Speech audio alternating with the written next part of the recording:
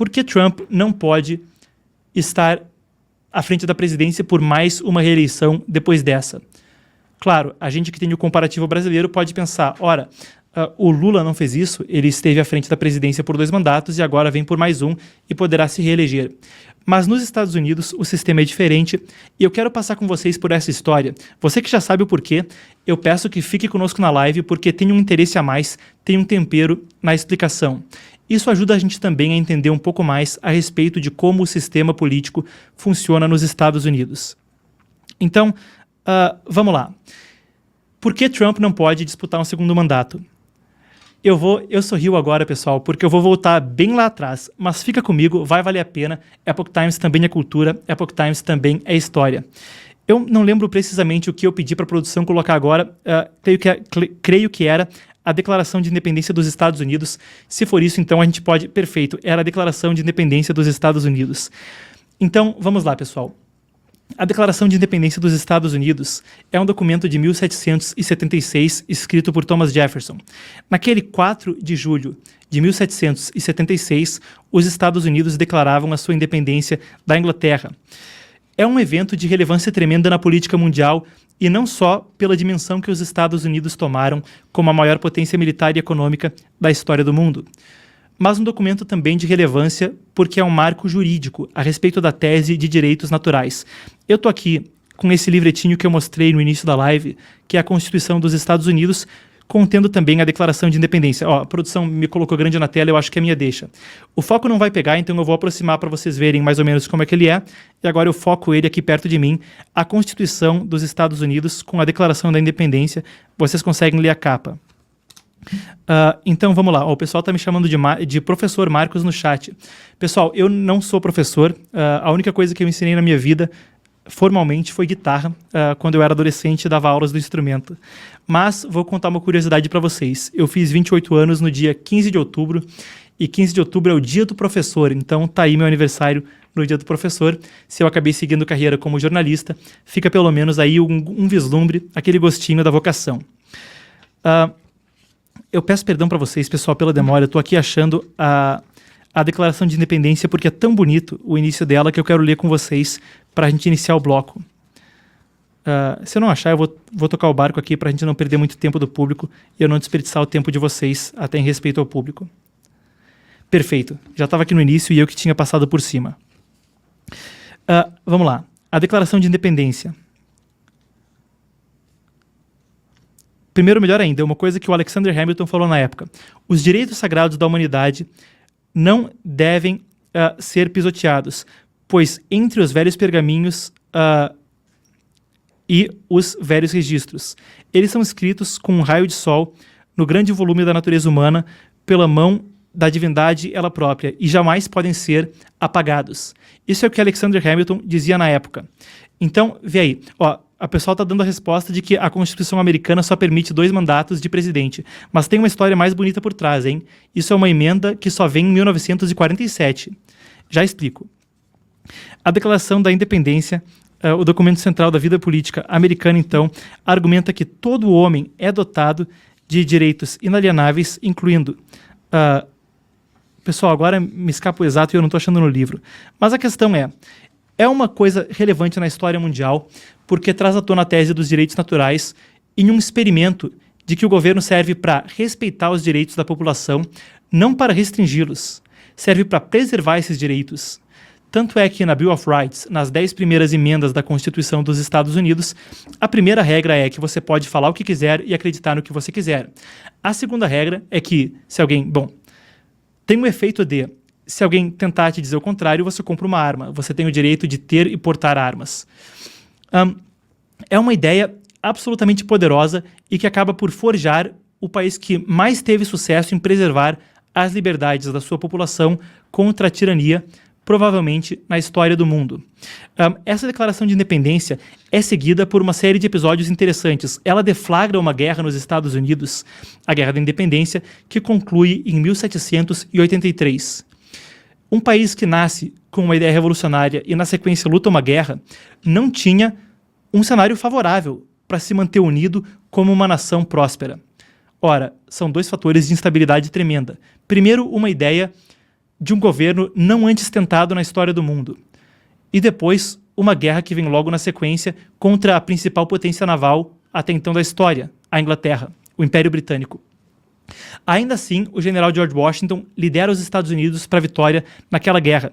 E na próxima imagem, vocês veem algo absolutamente emblemático. Creio que seja ainda na próxima... aqui, perfeito. A gente vê então essa pintura e eu quero explorar com vocês essa imagem.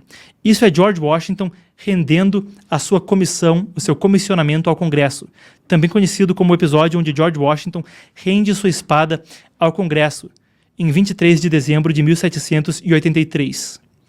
Após encerrar-se aquela guerra, previa-se que Washington, como o principal general americano, iria tornar-se um ditador militar nos Estados Unidos.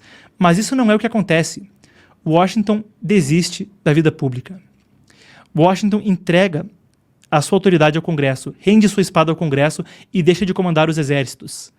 O Congresso, antes do estabelecimento do sistema político americano como a gente o conhece hoje, com uma centralização de poder até certo grau no executivo, era essencialmente governado pelo Congresso. E o Congresso era visto como a expressão mais legítima da vontade popular. Por que isso é tão significativo? Ele essencialmente rendeu as Forças Armadas ao povo. É um marco na história americana. Depois, quando o Congresso Continental se reuniu para criar a Constituição dos Estados Unidos, e creio que essa seja a próxima imagem, então aqui a gente vê o George Washington, e aqui nessa imagem a gente vê a cena épica da Constituição dos Estados Unidos sendo assinada entre os 5 principais Founding Fathers e os outros membros do Congresso Continental. É uma viagem pela história onde Washington foi para lá como a figura que dava legitimidade à conferência e ao estabelecimento do poder executivo nos Estados Unidos, mas ao mesmo tempo, ele mal falou na conferência. Eu tenho aqui um outro livro de referência histórica dos Estados Unidos que marcou a época, e aqui a gente vê ele, Personagens Revolucionários do Gordon Wood, um dos principais historiadores a respeito dos Estados Unidos.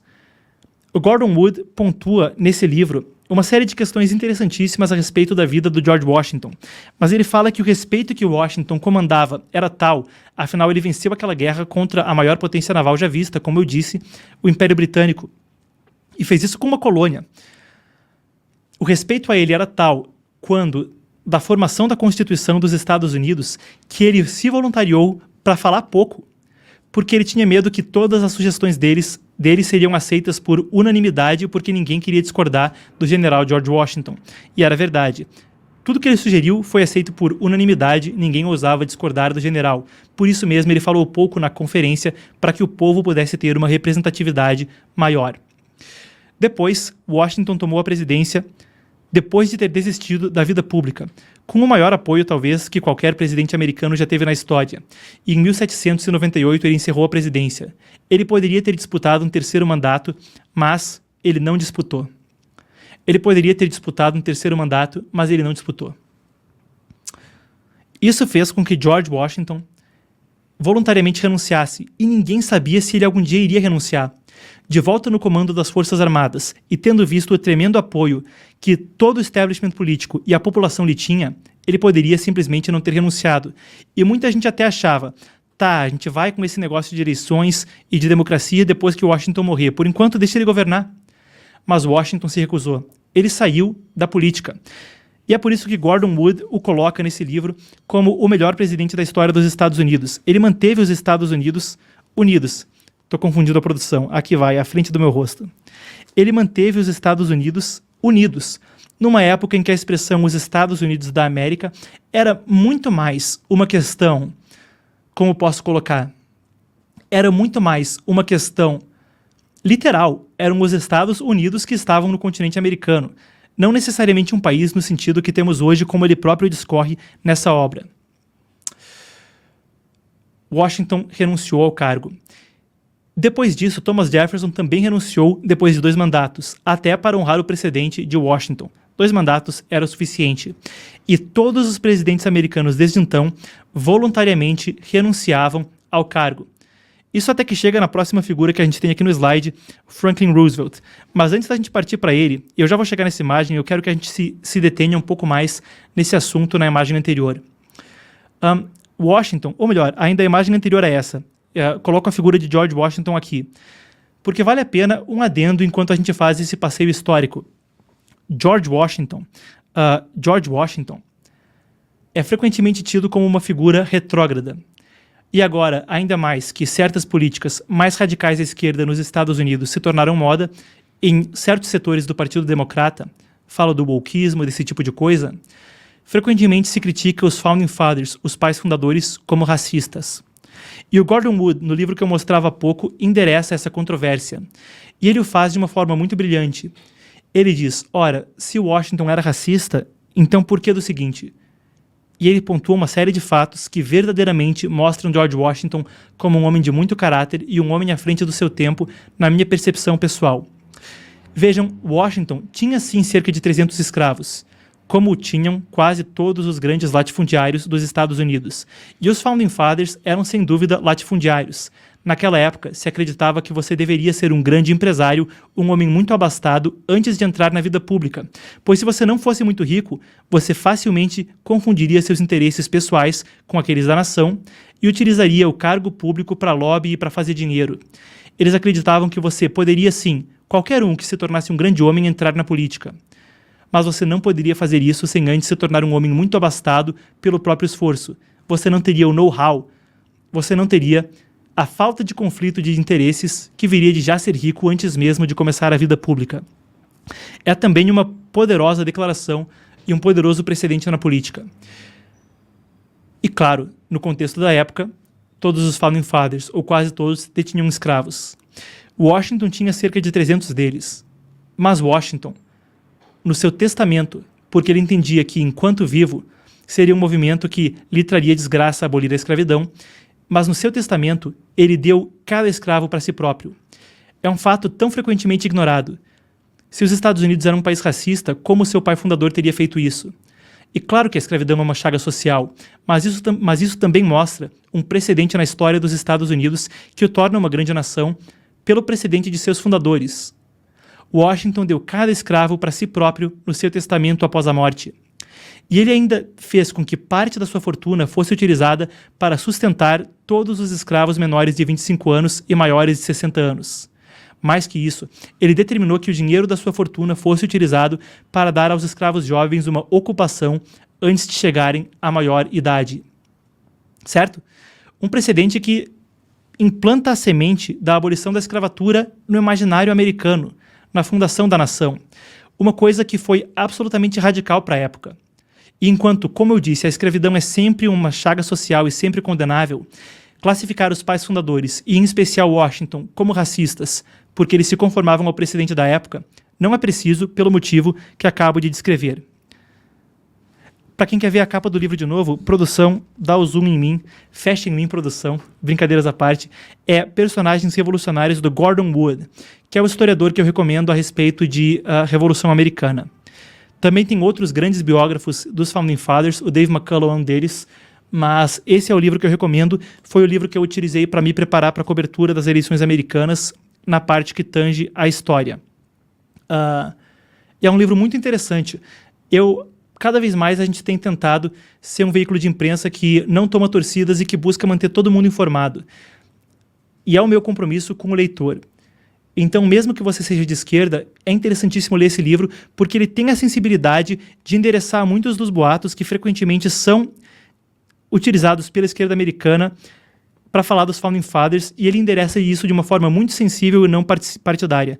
Então, seja você de esquerda, de direita, goste ou não dos Estados Unidos, isso é uma leitura de referência que ajuda muito a entender os pais fundadores e como a opinião moderna sobre eles se formou, tanto críticas quanto aquele elogio desmedido de que eles estão certos sobre tudo. Certo? É um livro que eu recomendo. Personagens Revolucionários, eu acho que não está disponível em português.